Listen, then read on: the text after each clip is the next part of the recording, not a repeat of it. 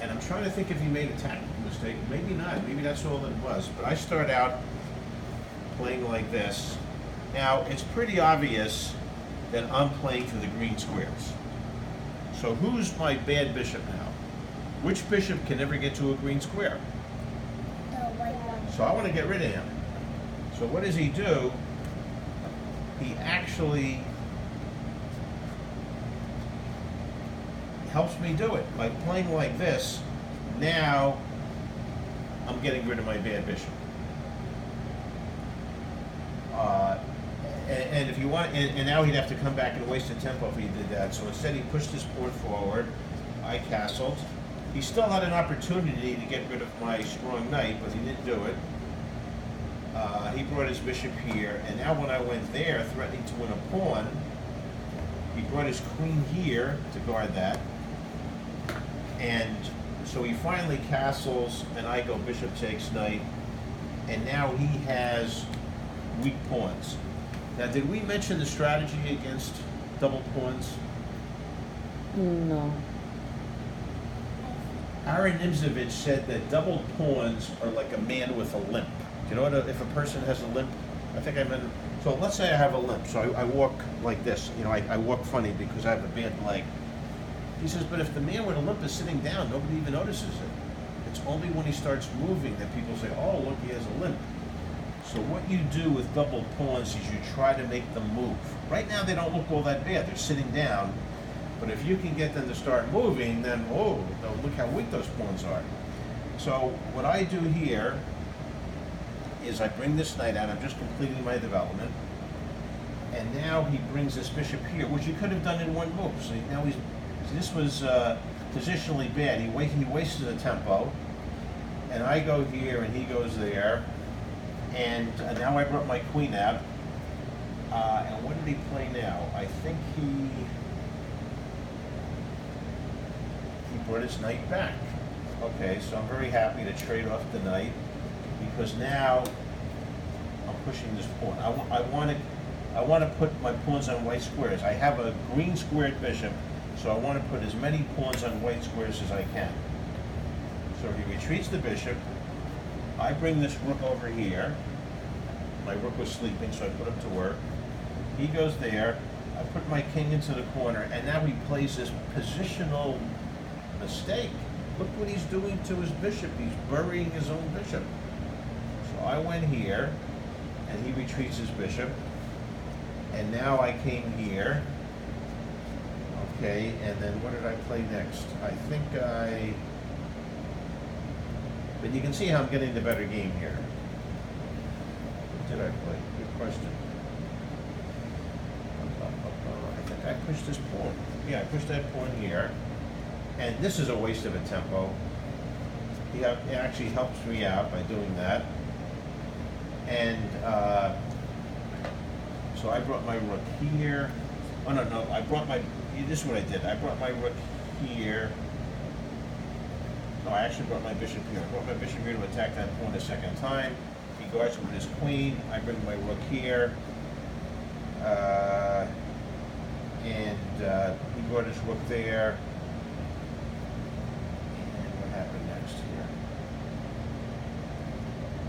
I think I brought my knight in like this. He brought his rook here, and I put the pawn there. And now he's trying to get rid of this bad bishop. I go bishop here attacking my knight. But when I bring my rook here, and he brought his pawn there, now comes some tactics. I push that pawn. It looks crazy. It looks like I'm losing that pawn, right? Mm-hmm. But he can't take pawn takes pawn this way because he loses his queen. Now when he goes pawn here, I just take with the rook. You see? If he goes pawn takes rook, he loses his queen. So he moves his queen here. I bring my rook down like that. He brings his rook over here. And now I bring my rook over here. He brings his bishop there. But you see how he still has a bad bishop.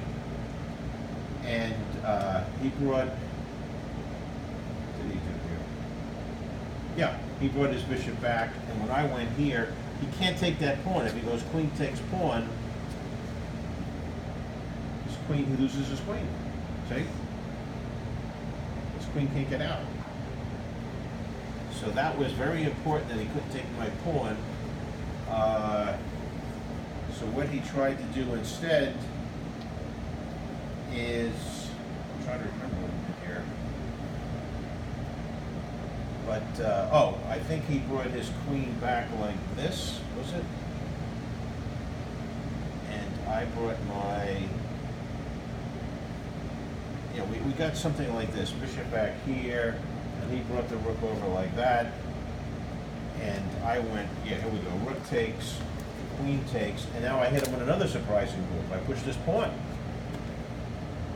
I'm saying get rid of your bad bishop, but if you do, no, first I went queen here attacking that, somehow we lost the move. And he retreated his bishop, and I brought my knight in like this, and this is just a losing position for him. Look, see? Eventually I pushed this pawn forward, I brought my bishop here. He could hardly make a move. He still has a bad bishop. Look how bad his bishop is. I think he put, that's right, that was the move we left out. He pushed that pawn forward, and eventually I won the game with some in-game technique. It was difficult, but you can see how there were some tactics. When I pushed that pawn there, that would require tactics because of the pin. But he made some mistakes. He made a strategic mistake by helping me get rid of my bad bishop, and then he gave himself a bad bishop. He gave himself double pawns, and he pushed the pawn forward. Now they're crippled. He shouldn't have done that. He should have left it like that, but when he pushed that pawn forward, he gave me a good square for my knight. And eventually I won the game. What happened is we eventually traded off the queens, and the rooks, and he got his king over here and his bishop here, and it was like this.